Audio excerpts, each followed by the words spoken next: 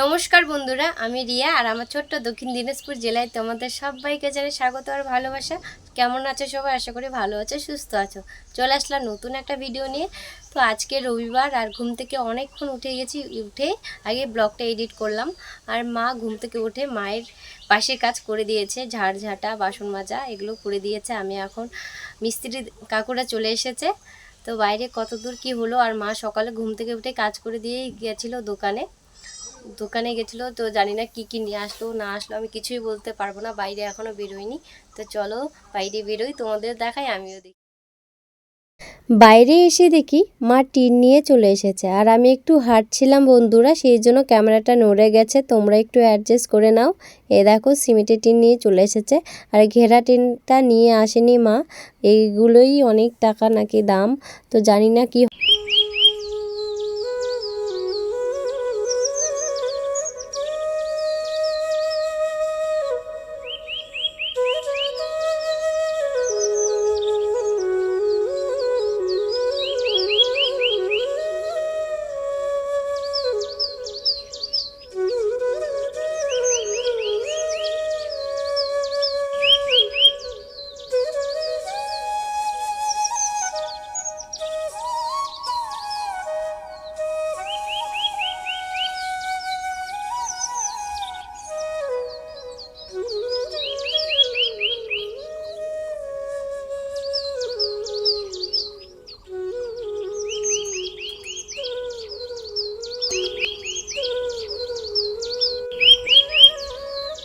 তো বন্ধুরা দেখতে পাচ্ছ আমার চা হয়ে গেছে, এখন আমি কাকুদের গিয়ে দিয়ে আসবো। হুম, কি নোনতা বিস্কুট? নোনতায় ভাল লাগে এই বিস্কুট।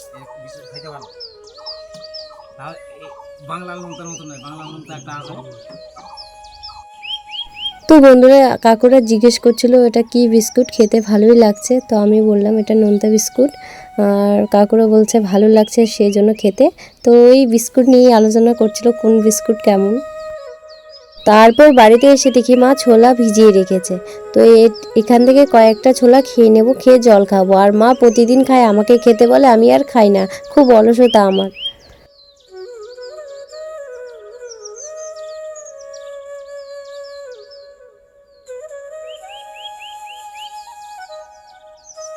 বন্ধুরা দেখো আজকেও আমি রান্না করব।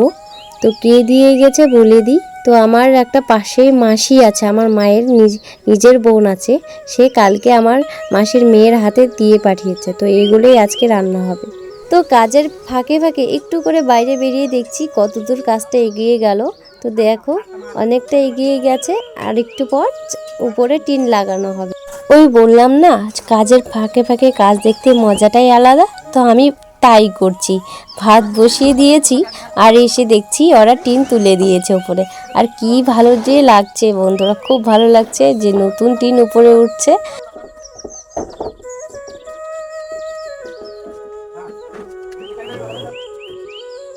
তো চলো অনেক কাজ দেখা হয়ে গেছে, এখন তোমাদের ঝটপট রান্নাটা দেখিয়ে দিই। তো দেখো আমি ঝিনুকের তরকারিটা রান্না করেছি এভাবে, দুটো বেগুন দিয়ে আলু দিয়ে কষা কষা করে। কেমন লাগছে দেখতে? আমাকে এইভাবেই খেতে ভালো লাগে। আর মা মেয়ে অত ঝোল করিনি। তারপর এখানে করছে আলুর ভাজি। তো আলু কয়েকটা ছিল ছোট ছোট, তো সেগুলোই ভাজি করছি। আর একটা তরকারি খেতে আমাকে একদম ভালো লাগে না, সেই জন্য একটা কিছু না কিছু করে নিই।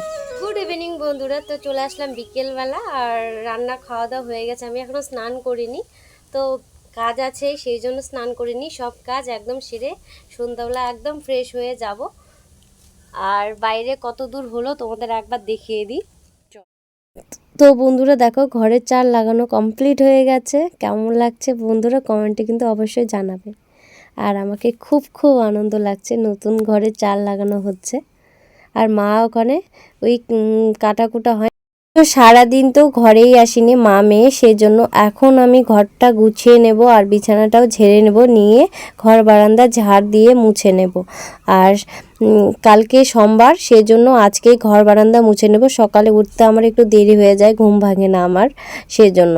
আর কালকে আমি সোমবারই করি।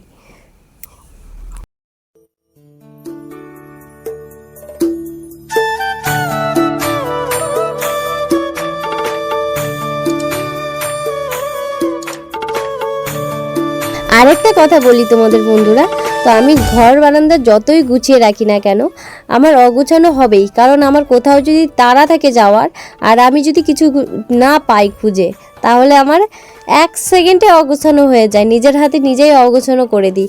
এই দেখো মা এই শাড়ি জামাগুলো ধুয়ে রেখেছে, বিয়েবাড়িতে গেছিলাম। আর এই দেখো আমার মেকআপের ব্যাগ, সেটাও রাখার জায়গা পাচ্ছি না, তো এই কোণে আমি রেখে দিলাম।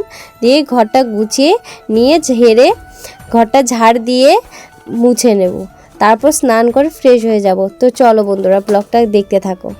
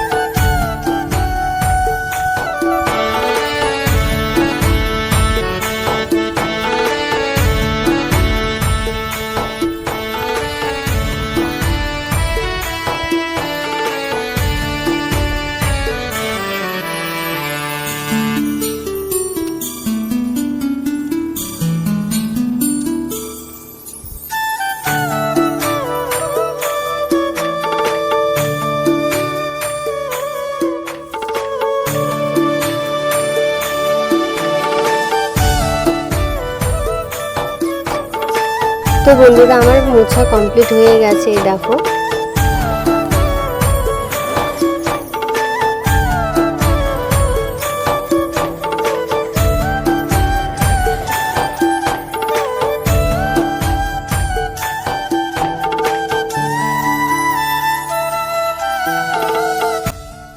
তো এই জায়গাটা মুছলেই আমার কাজ কমপ্লিট হয়ে যাবে। তারপর স্নান করে সন্ধ্যা দিয়ে কীর্তন এসেছিল, প্রসাদ বাড়িয়ে দিয়েছি, কীর্তন চলে গেছে। তারপর রাত্রের খাওয়া দাওয়া করে ঘুমিয়ে পড়েছে, তারপর তোমাদের সামনে আর আসিনি।